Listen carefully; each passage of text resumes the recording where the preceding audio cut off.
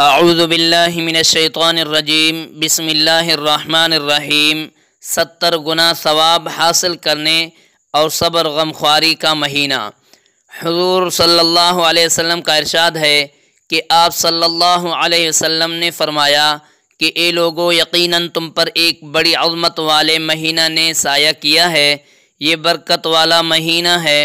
اس میں ایک رات ایسی ہے کہ اس کے اندر عبادت کرنا 1000 مہینوں کی عبادت سے بہتر ہے۔ اللہ تعالیٰ نے اس ماہ کے روزے فرض فرما دیے ہیں اور اس کی راتوں میں نماز ادا کرنا نفل و سنت قرار دیا ہے۔ جو شخص اس ماہ میں کسی نفلی نیکی کے ذریعے حق تعالیٰ کے نزدیکی چاہے گا، وہ اس شخص جیسا ثواب حاصل کر لے گا جس نے رمضان کے علاوہ کسی مہینہ میں فریضہ کو ادا کیا ہو، اور جو شخص اس ماہ میں فریضہ کو ادا کرے وہ ثواب میں اس شخص جیسا ہوگا جس نے ماہ رمضان کے سوا کسی دوسرے مہینے میں 70 فرض ادا کیے ہوں۔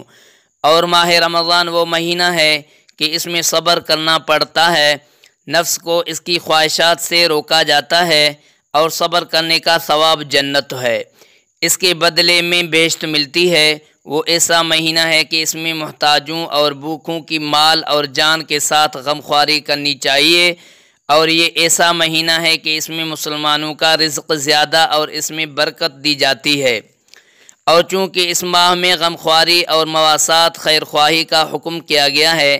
کہ یہ بھی فقیر اور محتاجوں کے رزق میں وسعت اور زیادتی کا سبب ہے۔ اے نیکی کے طالب، آگے بڑھ۔ رسول اللہ صلی اللہ علیہ وسلم کا ارشاد ہے کہ رمضان کی جب پہلی رات ہوتی ہے تو شیاطین کو بند کر دیا جاتا ہے اور مضبوط باندھ دیا جاتا ہے،